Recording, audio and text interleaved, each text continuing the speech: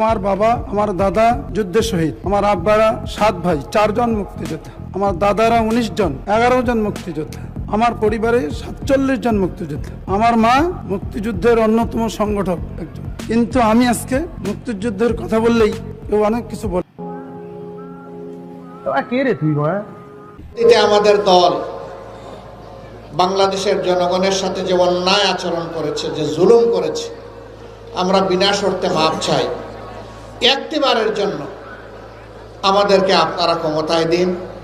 আমরা ভালো হয়ে গেছি, এখন দেশের জন্য ভালো কিছু করতে চাই। জান্নাতে যেতে চাই, আর জান্নাতে যেতে না চাইলে কোনো সমস্যা নাই, কারণ 72-এর মধ্যে প্রথম কাতারে থাকতে চাইলে জান্নাত পেতে চাইলে জামাত ইসলাম করতে হবে। কি কস তুই? মেকা মান্দানা নাম শুনেছেন? চেয়ার আর কাটিং এ এখন পৃথিবীতে 1 নম্বরে আছে। তাই আমরা ধর্মকে কখনো ব্যবহার করি নাই, করব না। Wake up to reality. লা ইলাহা ইল্লাল্লাহ, জিতবে এবার দাঁড়িপাল্লা, ইনশাআল্লাহ দাঁড়িপাল্লা। কোরআনের সংগঠন, দাঁড়িপাল্লায় ভোট দিও। আমরা বলতে পারি আমাদেরকে ভোট দিলে জান্নাতে যাবে, এতে কোনো সন্দেহ নাই। এই যুদ্ধে যদি আমরা হেরে যাই, কোরআন হেরে যাবে। কাজে কোরআনকে বিজয় করার জন্য, ইসলামকে বিজয় করার জন্য আমার জীবনের সর্বশক্তি দিয়ে মাঠে ময়দানে এই বাংলাদেশ জামাত ইসলামীর পক্ষ থেকে এই দাওয়াত মানুষের কাছে পৌঁছে দিই।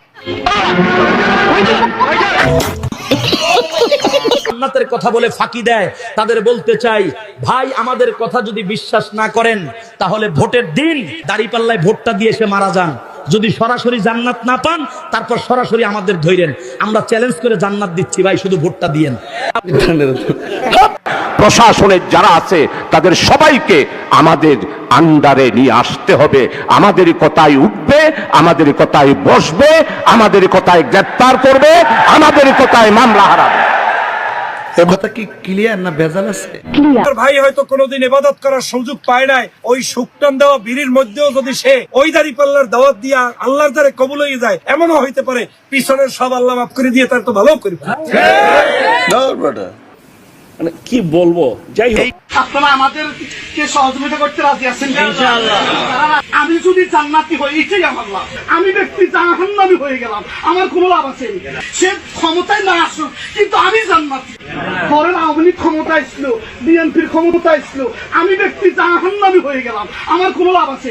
আর বিএনপিও ক্ষমতায় ছিল না, আমিও ক্ষমতায় ছিলাম না, কিন্তু আমি আল্লাহর পক্ষে, কোরআনের পক্ষে থাকার কারণে আমি যাকে ভোট দিছি সে ক্ষমতায় না আসুক, কিন্তু আমি জান্নাতি। তাহলে লাভ কোনটা? আমারটা। তাহলে সরকার ক্ষমতা আসুক বা না আসুক, আমি যদি জান্নাতি হই, এটাই আমার লাভ। 28 তারিখ সকাল 6:30টায় কেন্দ্র থেকে মোবাইল করলো আমাকে।